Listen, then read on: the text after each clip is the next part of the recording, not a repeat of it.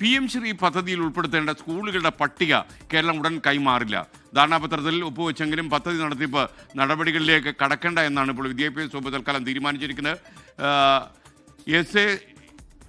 SSK ഫണ്ടിനായുള്ള ആദ്യ proposal ഇന്ന് സമർപ്പിക്കുമെന്നും അറിയുന്നു. MG പ്രതീഷ് തിരുവനന്തപുരത്ത് നിന്ന് ചേരുന്നു. പ്രതീഷ്, കൂടുതൽ വിവരങ്ങൾ. യഥാർത്ഥത്തിൽ വിദ്യാഭ്യാസ വകുപ്പ് ഒന്ന് അയഞ്ഞിട്ടുണ്ടോ, ഒന്ന് കിടുങ്ങിയിട്ടുണ്ടോ?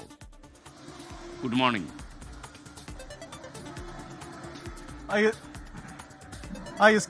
Good morning. PM ശ്രീ പദ്ധതിയിൽ CPIയും CPIMും രണ്ട് തട്ടിൽ നിൽക്കുന്ന സാഹചര്യത്തിൽ PM ശ്രീ പദ്ധതിയുടെ തുടർ നടപടികളുമായി മുന്നോട്ട് പോകേണ്ടതില്ല എന്നതാണ് വിദ്യാഭ്യാസ വകുപ്പിന്റെ തീരുമാനം.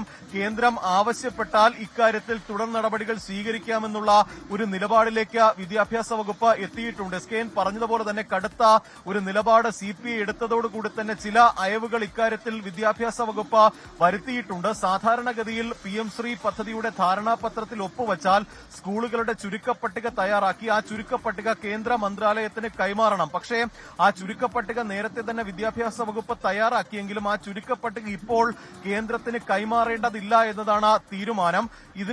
ഇതിന് പുറമെ ഈ നേരത്തെ നൽകാനുള്ള ഗഡുക്കളായുള്ള തുകയ്ക്ക് വേണ്ടിയിട്ടുള്ള പ്രപ്പോസലുകൾ ഇന്ന് വിദ്യാഭ്യാസ സെക്രട്ടറി വാസുകി കേന്ദ്രത്തിന് കൈമാറും. SSK ഫണ്ടായി ഏകദേശം 1500 കോടിയോളം രൂപയാണ് വിദ്യാഭ്യാസ വകുപ്പിന് കിട്ടാനുള്ളത്. ഇതിൽ ആദ്യ ഗഡു 900 കോടിയോളം രൂപ വരും. ഇതിനുള്ള പ്രപ്പോസൽ ഇന്ന് വിദ്യാഭ്യാസ വകുപ്പ് കേന്ദ്രത്തിന് കൈമാറും. പക്ഷേ സ്കൂളുകളുടെ പട്ടിക, ഇതിന്റെ തുടർ നടപടിയായുള്ള ആ സ്കൂളുകളുടെ പട്ടിക കേന്ദ്രത്തിന് കൈമാറില്ല. അത് ഈ CPI ഉൾപ്പെടെ എതിർപ്പുന്നയിച്ച പശ്ചാത്തലത്തിലാണ് അത്തരത്തിലൊരു തുടർ നടപടികളിലേക്ക് പോകേണ്ടതില്ല എന്ന തീരുമാനത്തിൽ ഇപ്പോൾ വിദ്യാഭ്യാസ വകുപ്പ് എത്തിയിരിക്കുന്നത്. ഇനി കേന്ദ്ര നിലപാട് കൂടി കണ്ട ശേഷമായിരിക്കും അക്കാര്യത്തിൽ മറ്റ് തീരുമാനങ്ങൾ എടുക്കുന്നത്. കേന്ദ്രം തുടർച്ചയായി ആവശ്യപ്പെട്ടാൽ മാത്രം PM ശ്രീ പദ്ധതിയുമായി മുന്നോട്ട് പോയാൽ മതി എന്നതാണ് വിദ്യാഭ്യാസ വകുപ്പിന്റെ നിലവിലെ നിലപാട്. SK ലോകത്തെവിടെയായാലും ഏത് സമയത്തും 24 വാർത്തകളും ഓഗ്മെന്റഡ് റിയാലിറ്റി പാക്കേജുകളും എക്സ്പ്ലെയിനറുകളും വിശദമായി കാണാൻ ഞങ്ങളുടെ YouTube ചാനൽ നിങ്ങൾക്ക് സബ്സ്ക്രൈബ് ചെയ്യാം.